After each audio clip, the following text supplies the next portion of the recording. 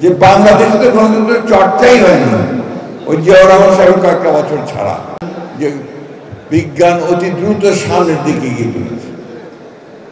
আমরা এটাও জানি যে রাজনীতি, রাষ্ট্রবিজ্ঞান বা রাষ্ট্রনীতি এটা খুব ঘন ঘন বদলায়, পাল্টায় এবং গোটা পৃথিবীর সমস্ত সমীকরণে এক এক সময় একটা চিন্তা ভাবনা বেরিয়ে আসে এবং ঘটনা সংঘটিত হয়। আমাদের মতো দেশে আমরা প্রায় 52 বছরের ওপরে আমরা স্বাধীন হয়েছি, যুদ্ধ করে স্বাধীন হয়েছি, কেউ দয়া করে দেয়নি, কিন্তু বা আলোচনার মাধ্যমেও হয়নি, লড়াই করে যুদ্ধ করে স্বাধীনতা পেয়েছি। এবং আমাদের সকলের যে আকাঙ্ক্ষাটা ছিল যে আমরা একটা সত্যিকার অর্থে একটা গণতান্ত্রিক একটা বাংলাদেশ তৈরি করব, ঘাটতিটা ওই জায়গাতেই হয়েছে। যাদের কথা ছিল গণতন্ত্র নির্মাণ করবার, গণতান্ত্রিক রাষ্ট্র নির্মাণ করবার, আমাদেরকে গণতান্ত্রিকভাবে তৈরি করবার, সেটাই তারা করতে ব্যর্থ হয়েছে। সেটা শুধু ব্যর্থ হয়নি, তারা যদি উল্টোটা করেছে, একটা একদলীয় শাসন ব্যবস্থা চাপিয়ে দিয়েছে, অর্থাৎ শুরুতেই গলত। এবং যে কথাটা আমি সবসময় আমার কাছে মনে হয় যে বাংলাদেশে তো গণতন্ত্রের চর্চাই হয়নি ওই জিয়াউর রহমান সাহেবের কয়েকটা বছর ছাড়া, তাহলে গণতন্ত্রের চর্চা, গণতন্ত্রের শিক্ষা, গণতন্ত্র সম্পর্কে ধারণা, রাষ্ট্র কি আমাদের জানবো কি করে? আজকে উনি একটা সুন্দর কথা বলেছেন যে স্কুল করা উচিত আসলে, এবং জিয়াউর রহমান সাহেব স্কুল করেছিলেন।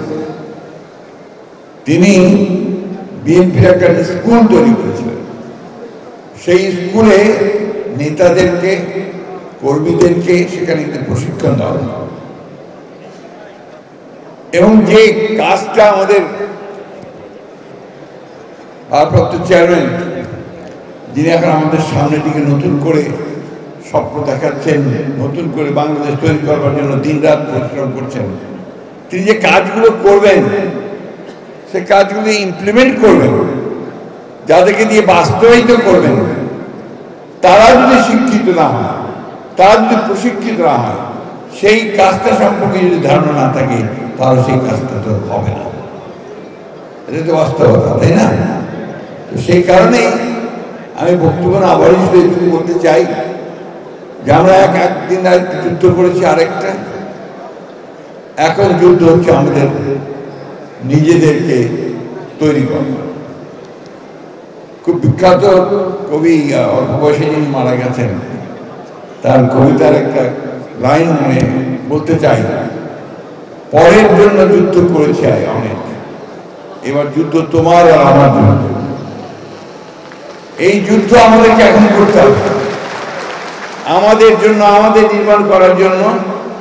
আমাদের নেতা নির্দেশিত যে পথ, সেই পথে আমাদের যেতে হবে।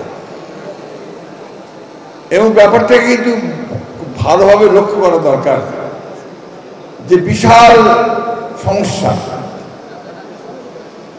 কোটি কোটি শিক্ষিত বেকার, 1 লক্ষ 2 লক্ষ 3 লক্ষ না, কোটি কোটি শিক্ষিত বেকার, এদেরকে যদি কর্মসংস্থান দিতে না পারা যায়, সেই সমাজ টিকবে? টিকবে না।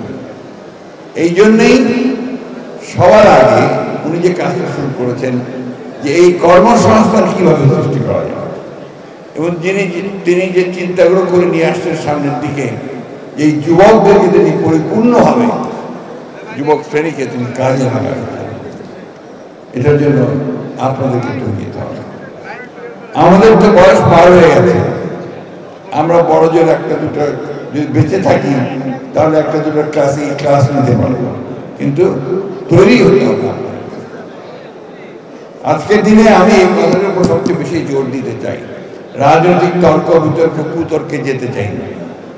অনেকে অনেক কথা বলছে, বলতে থাকুক। আমাদের নেতার দূরদৃষ্টির কারণে, তার প্রজ্ঞাময় রাজনীতির কারণে তিনি কিন্তু 2026-এর ফেব্রুয়ারি মাসে নির্বাচনটাকে নিয়ে এসেছেন। তার কাজটা তিনি করেছেন, তাই না? তার কাজটা তিনি করেছেন। এখন আমাদের কাজ হচ্ছে এই নির্বাচনটা যেন সুষ্ঠুভাবে সম্পাদিত হয়, আমরা যেন এটাকে সুষ্ঠুভাবে শেষ করতে পারি। আমাদের দিকে আঙুল তুলে কেউ দেখিয়ে বলতে না পারি যে আমরা আওয়ামী লীগের মধ্যে জোর করে নিয়ে গেছি, এটা যেন কেউ বলতে না পারে। This is very important. এটা অত্যন্ত জরুরি কথা, কারণ আমরা বড় দল এখন, আওয়ামী লীগ নেই। আমাদেরকেই সেই দায়িত্ব পালন করতে হবে, একটা সম্পূর্ণ নিরপেক্ষ সুষ্ঠু নির্বাচন যেন হয়, তার জন্য আমাদেরকে কাজ করতে হবে। এবং তার জন্য এখন থেকেই আমার মনে হয় ছাত্রদল, স্বেচ্ছাসেবক দল, যুবদল তারা তাদের কাজ শুরু করবে, সেই প্রস্তুতি গ্রহণ করবে এবং সেইভাবেই তারা তাদের নির্বাচন করবে। একটা আপনার কথা সবসময় বলা হয়, এটা হল যত দোষ নন্দ ঘোষ বলে একটা কথা আছে না, অর্থাৎ anything happens in the country bad, তার বিএনপি।